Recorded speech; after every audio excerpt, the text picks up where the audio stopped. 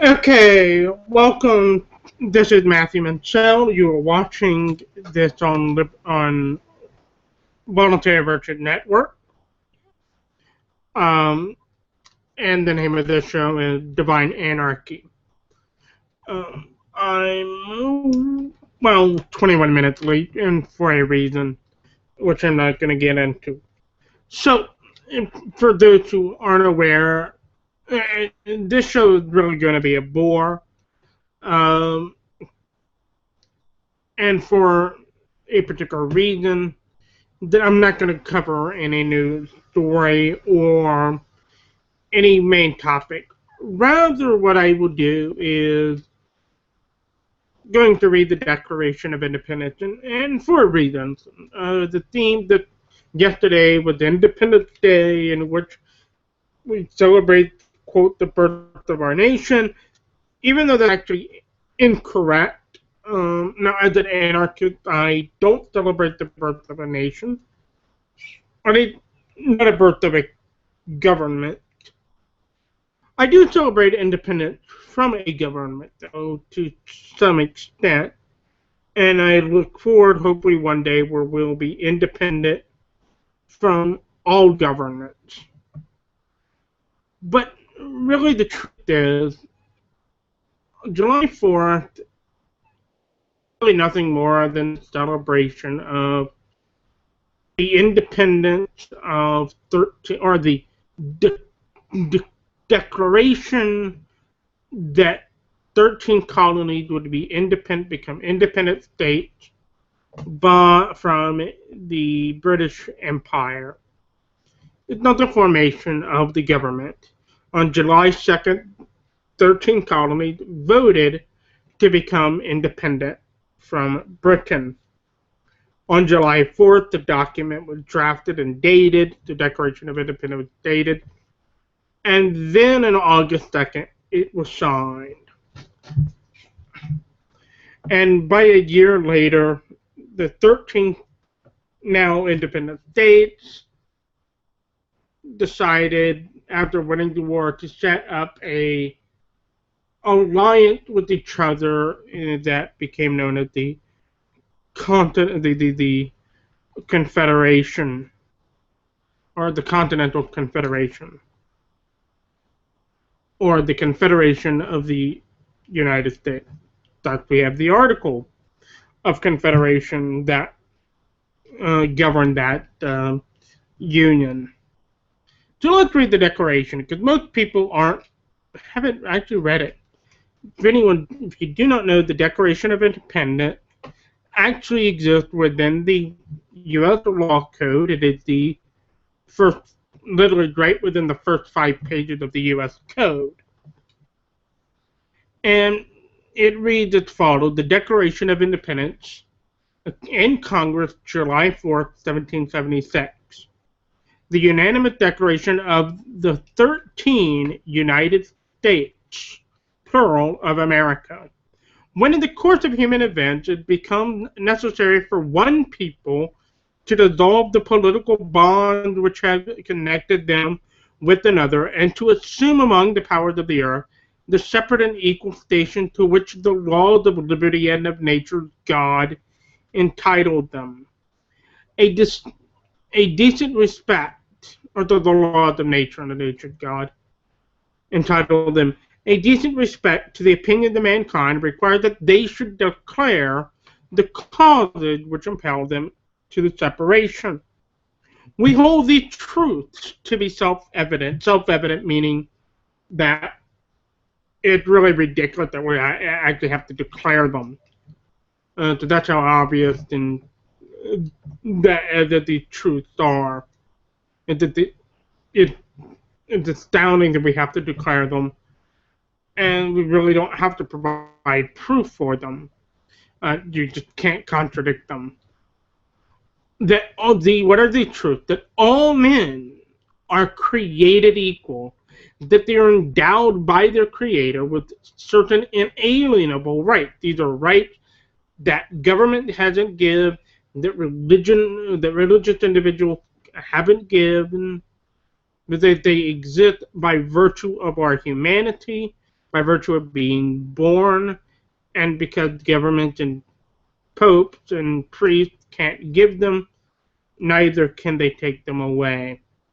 That among these inalienable rights, these are not the only rights, these are the ones that the founders believed to be important, are life, liberty, and the pursuit of happiness or property. That to secure these rights, and here's where they go astray and fail, that to secure these rights, governments are instituted among men, deriving their just powers from the consent of the governed. That whenever any form of government becomes destructive to the end, and when a government starts trampling on life, liberty, and property, it is the right of the people to alter or to abolish the government, or abolish it, and to institute a new government, laying its foundation on such principles and organizing its power in such form as to them shall seem most likely to affect their safety and happiness. Prudent, indeed, will dictate that governments long established should not be changed for light and transient causes, and accordingly all experiences have shown that mankind are more disposed to suffer while evils are sufferable, than to right themselves by abolishing the forms which they are accustomed. But when a long train of abuses and usurpations, pursuing invariably the same object, evinces a design to reduce them under absolute despotism, it is their duty to throw off such government, and to provide a new guard for their future security. Such has been the patient suffering of these colonies, and such now the necessity which constrained them to alter their former systems of government. The history of the present King of Great Britain is a history of repeated injuries and usurpation, while having a direct object the establishment of an absolute tyranny over these states. No longer colonies but states. To prove this, let facts be submitted to a candid world.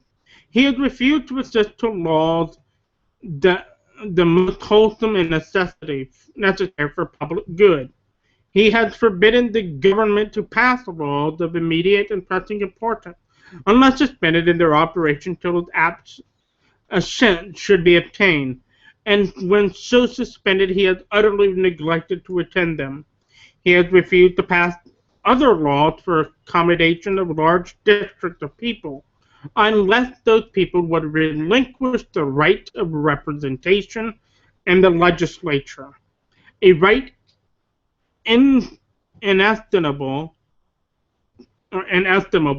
to them and formable to tyrants only. Formidable, yeah. He has called together legislative bodies at places unusual, uncomfortable, and distant from the depository of their public records, for the sole purpose of fatiguing them into compliance with his measures. He has dissolved the representative house repeatedly for opposing with manly firmness his invasion on the rights of the people. He had refused for a long time other dissolutions, to cause others to be elected whereby the legislative powers, incapable of annihilation, had returned to the people at large for their exercise, the state remaining in the meantime exposed to all the dangers of invasion from without and convulsion within. He had endeavored to prevent the population of these states for that purpose obstructing the laws of naturalization of foreigners, refusing to pass others to encourage their migration hither, and raising the conditions of new appropriations of lands. He has obstructed the administration of justice by refusing his assent to laws for establishing judiciary powers. He has made judges dependent on his will alone for the tenure of their offices and the amount and payment of their salaries. He has erected a multitude of new offices and sent hither swarms of officers to harass other people and eat out their substance. He has kept among us in time of peace standing armies without the consent of our legislature. He has effected it to render the military independent of and superior to the civil power.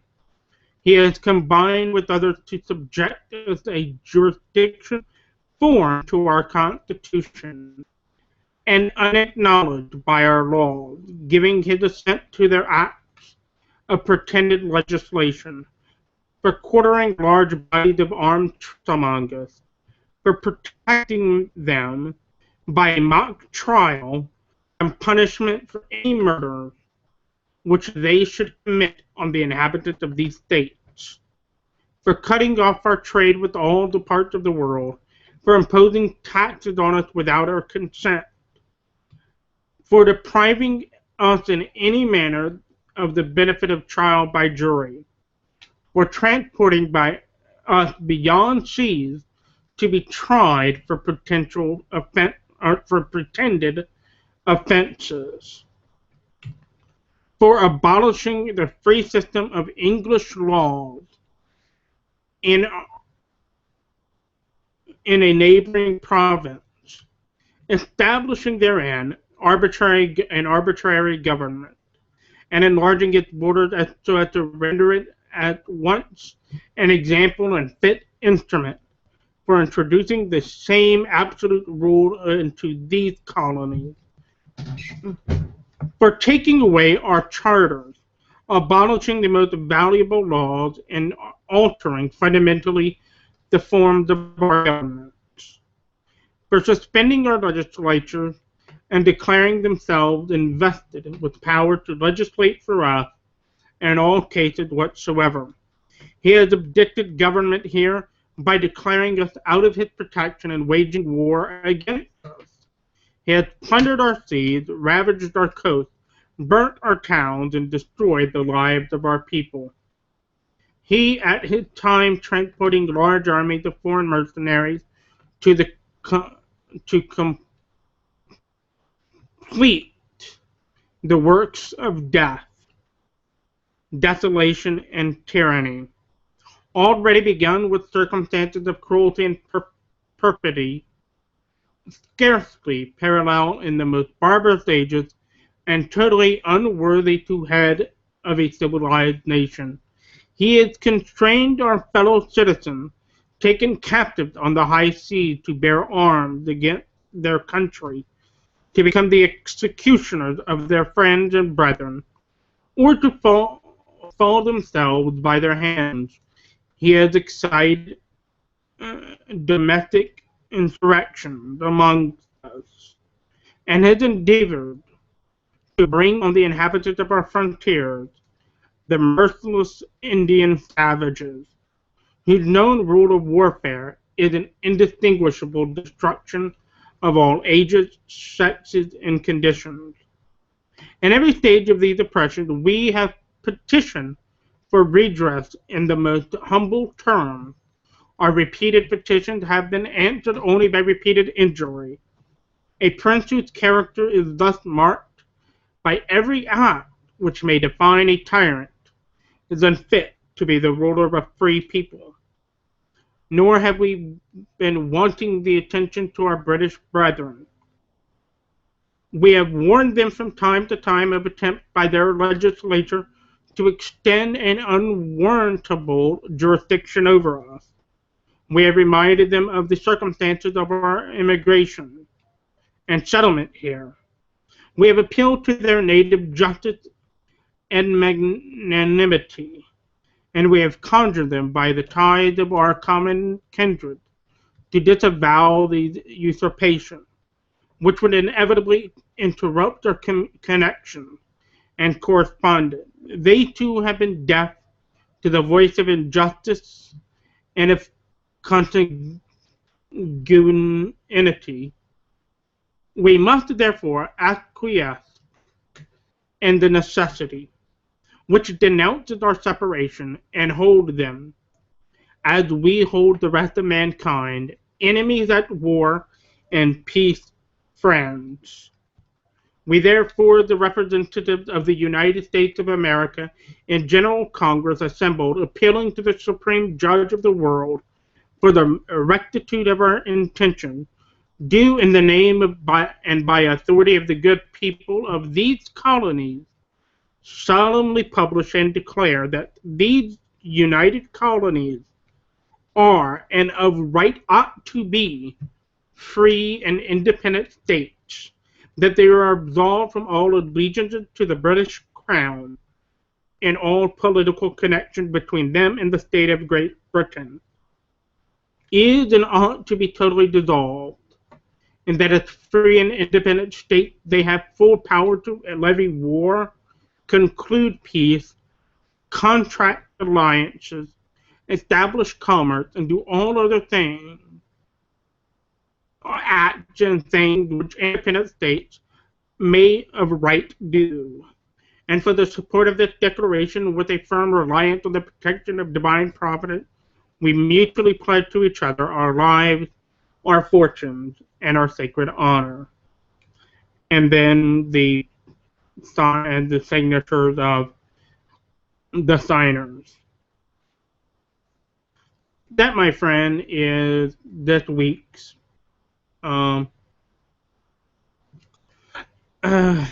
well, yeah, that's this week's show is the reading of the Declaration of Independence. Note, by the way, what most of these offenses were, he's intruding our government and refusing to pass the laws. Yeah, noble reason to succeed or right. But nonetheless, keep in mind that many of these intrusions that